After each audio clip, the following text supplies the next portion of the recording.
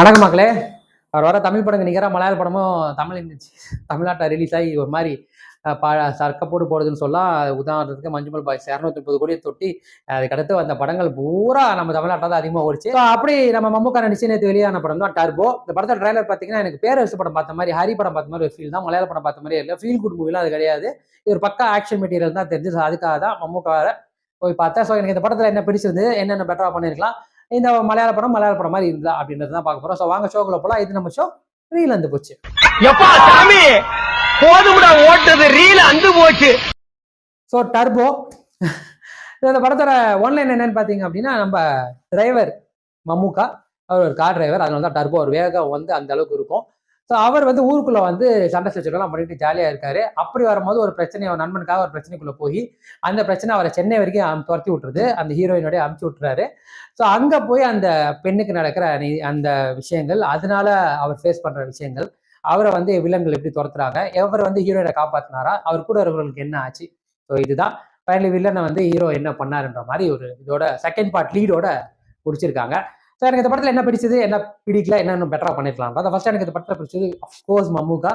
70 வயசுல மனுஷன் என்னமா இருக்காருன்றீங்க. ஆக்ஷன் சீன்ஸா இருக்கட்டும், காமெடி சீன்ஸா இருக்கட்டும், எல்லா விதத்திலையும் பட்டையை கலப்புறாரு. எமோஷனா இருந்தாலும் பட்டையை கலப்புறாரு. ஆக்ஷன் சீன்ஸா திரும்பி லுக் விட்டாலே வேற லெவல்ல இருக்கு. இந்த வயசுலயுமே அவர் கொடுக்குற ஒவ்வொரு ரியாக்ஷனுமே அவ்வளோ அழகா இருக்குன்னு சொல்லலாம். நடிப்புக்கெல்லாம் அவருக்கு சொல்லி தர தேவையில்ல. பட் ஸ்க்ரீன்ல அந்த கேரக்டரா அவர் பண்ணும்போது, ஜோஸா வரும்போது நம்மளுக்கு ஒரு ஜோஸ் ஏறுது. அப்படி ஒரு feel. So first thing Mammukka தான் வேற லெவல் பண்ணியிருக்காரு. அடுத்து வந்த மற்ற கதாபாத்திரங்கள், அதில் முக்கியமா இந்த வில்லன்கள் நம்ம ராஜ் ஷெட்டி அப்புறம் கபீர் துஹான் சிங் பண்ணியிருப்பாங்க.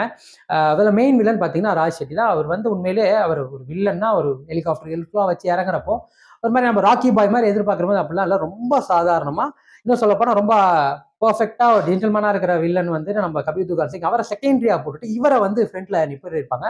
உண்மையா சொல்ல போனால் வெற்றிவேல் சண்முகம் அப்படின்னு வரும்போது உண்மையிலேயே சூப்பராக இருந்துச்சு. அந்த பேரே வந்து ஃபுல் பேர் இன்னொன்று வரும், வெற்றிவேல் சண்முக சுந்தரம், கரெக்ட். ஸோ அந்த பேர் வந்து உண்மையிலே சூப்பராக இருந்தது.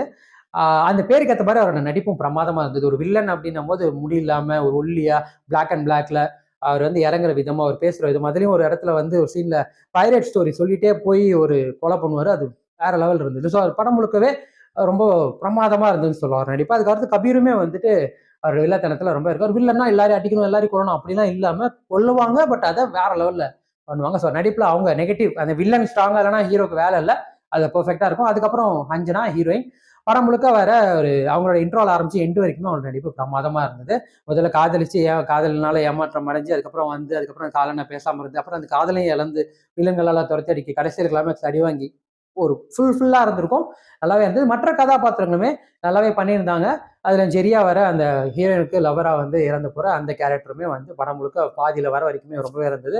அந்த போர்ஷனுமே நல்லா பண்ணியிருந்தாரு. நம்ம தமிழ் நடிகர்களா ஒரு சில பேர் வந்திருப்பாங்க. நம்ம சரவணன் வந்து சிஎம்ஓ வந்திருப்பாரு. அது இல்லாமல் நம்ம நாடோடிகள் படத்துல வந்தவருமே வந்து ஒரு சின்ன கேரக்டர் பண்ணியிருப்பார். நல்லா இருந்தது. கேஸ்டிங் ரொம்பவே பிடிச்சிருந்தது. அதுக்கடுத்து இந்த படத்தோட ஸ்கிரீன் பிளே ஃபர்ஸ்ட் ஹாஃப்ல ஆரம்பிச்சு ஒரு மாதிரி காமெடியா ஜாலியா ஜோவியலா போயிட்டு இருக்கிறதுக்குள்ள அப்புறம் சீரியஸ் நோட்ல வந்து இன்ட்ரோல ஒரு ட்விஸ்டோட வச்சு, அதுக்கப்புறம் செகண்ட் ஹாஃப்ல அதை நோக்கி அங்கே டிராவல் பண்ணி என்ன நடக்குதுன்னு வச்சு கிளைமேக்ஸ்ல அதுக்கு ஒரு முடிவு கொடுத்து போஸ்ட் கிரெடிட் சீன்ல இது முடியல, இதுதான் ஆரம்பம்ன்ற மாதிரி ஒரு வச்சு நம்ம விஜிஎஸ் வச்சு ஒரு வாய்ஸ் கொடுத்துருப்பாங்க. விஜிஎஸ் தான் நான் நினைக்கிறேன். பட் அது விஜய் சேதுபதின்றது தெரியல. அப்புறம் சொல்லலாம் வேற லெவலில் அந்த வாய்ஸ் ஓவர், அந்த கூஸ் பம்ப்ஸ் அதுக்கப்புறம் நடக்கிற. ஸோ பார்ட் 2க்கு எனக்கு ஒரு மாதிரி ஓகே ரெடியா இல்லை அப்படின்ற மாதிரி ஃபீல் இருந்தது. ஸோ அந்த விதத்துலையுமே இந்த படம் வந்து ஸ்க்ரீன் பிளே வந்து சூப்பராக கொடுத்துருந்தாங்கன்னே சொல்லலாம். அதுக்கப்புறம் இசை பிஜிஎம் ஒவ்வொரு இடத்துலையுமே ரொம்ப பக்காவாக இருந்தது. எப்பவும் போல ரொம்ப மைல்டாக இல்லாமல் மலையாள படத்தில் ரொம்ப அடிச்சு தூக்கி வர அப்படிதான் பண்றாங்க. எல்லாமே இசை செமையா இருந்ததுன்னு சொல்லலாம். பாடல்களுமே எப்பவும் போல மலையாள படத்துல பேக்ரவுண்ட்ல ஒரு சாங்ஸ் தான் மாண்டேஜா தான் வந்தது. எல்லாமே அருமையா இருந்தது கேட்கறதுக்குன்னே சொல்லலாம். அதே மாதிரி டைரக்ஷன் வரும்போது இந்த படத்தோட ஸ்க்ரீன் பிளே எவ்வளவு தூரத்துக்கு ஒர்க் பண்ணாலும் மற்ற விஷயங்களுமே இந்த டேரக்டர்னு வரும்போது மற்ற பொசிஷன் அவங்களோட க்ரூவை வந்து எவ்வளவு செலக்ட் பண்றன்றது முக்கியம். அது மாதிரி சினிமாட்டோகிராஃபி, எடிட்டிங்ல இருந்து ஸ்டன் சீக்வன்ஸ்ல இருந்து எல்லாமே சூப்பரா பண்ணியிருப்பாங்க. எல்லாமே வந்து ஒரு ரொம்ப அளவு மீறியும் இல்லாம ரொம்ப வந்து செட்டிலாவும் இல்லாம மம்முக்காக்கு எந்த அளவுக்கு வருமோ அவருக்கு என்ன வருமோ அதை அழகா பண்ணியிருப்பாங்க. அவரை காட்டினதுமே ரொம்ப அழகா இருந்ததுன்னு சொல்லலாம். எனக்கு இந்த படத்துல என்ன ஒர்க் ஆகலன்னு பாத்தீங்க அப்படின்னா, ஒரு படம் மலையாள படத்துல இந்த மாதிரி படத்துல ஒரு டெம்ப்ளேட் இருக்கும். அதாவது ஹீரோ சைட்ல இருக்குல்ல நிறைய இழப்பு ஏற்படும். வில்லன் வந்து கடைசியில மட்டும் வில்லனை மட்டும் கொண்டுட்டு முடிச்சு விட்டு போற மாதிரி இருக்கும். அதே மாதிரி இந்த படத்துல அந்த டெம்ப்ளேட் தான். ஸோ அதை தவிர்த்திருக்கலாம். ரெண்டாவது மலையாளத்துல வந்து சென்னையில நடக்கிற மாதிரி தான் வரும். ஸோ இவங்க பேசுற விதம்லாம் வந்து சென்னைக்காரங்க கிட்டே இவங்க மலையாளம் தான் கான்வர்சேஷன் போகும். அதை கொஞ்சம் மதியானம் இப்போ அப்படிதான் தமிழ்ல தான் பேசுவாங்க. நிறைய இடங்கள் அது பண்ணுவாங்க. பட் அதை தாண்டி ஒரு சில இடங்கள்ல மலையாளத்திலேயே கான்வர்சேஷன் போகிற மாதிரி இருக்கும். அதே மாதிரி இங்கே ஆட்சி பிடிக்கிறதுக்காக அவங்க பண்ணுறது தான் இந்த பணம் பட்டவாடெல்லாம் இந்த பேங்க் சீன்ஸ் எல்லாம் ஆல்ரெடி தமிழ் சினிமா நிறைய இடத்துல பார்த்தனால தமிழ் மக்களுக்கு இது ஆல்ரெடி பார்த்து செஞ்சு மாதிரி தான் இருக்கும், புதுசாக இருக்காது. அதை கொஞ்சம் வேற மாதிரி ட்ரை பண்ணியிருக்கலாம். மலையாளத்திலுமே பார்த்துருப்பாங்க, தமிழ் சினிமா அங்கேயும் தான் ரிலீஸ் ஆகுது. மலையாளத்தில் டப்பாகி போச்சு நினைக்கிறேன், இரும்பு திரை சார்ந்தெல்லாம் அந்த மாதிரி தான். ஸோ பேங்க் அக்கௌண்ட் வச்சு ஏமாத்தின படம் தெலுங்குலேயும் இந்த மாதிரி ஒரு படம் வந்திருக்கும். ஸோ அந்த சீன்ஸை இன்னும் கொஞ்சம் பவர்ஃபுல்லாக வச்சிருக்கலாம், பெட்டராக பண்ணியிருக்கலாம். ஸோ ஒர்க் ஆகலன்றதான் எனக்கு பெருசாக இது இல்லை, ஒரு மாதிரி என்டர்டெய்னிங்காக என்கேஜிங்காக போச்சு. ஸோ ஒர்க் ஆகலன்ற அளவுக்குலாம் குறை சொல்கிற அளவுக்குலாம் ஒன்றுமே இல்லை, ஓகேவாக தான் இருந்தது. ஒரு கமர்ஷியல் என்டர்டெய்னிங் ஆக்ஷன் படம் தான், தாராளமாக போகலாம். ஸோ ஓவராலாக எனக்கு இந்த படம் எந்த அளவுக்கு எக்ஸைட் பண்ணிச்சுன்னு பார்த்தீங்கன்னா 100 நான் 70 கொடுப்பேன். ஒரு மலையாள படத்தையும் தாண்டி சென்னையில் நடக்கிற நிறைய தமிழ் சார்ந்த விஷயங்கள் தான்.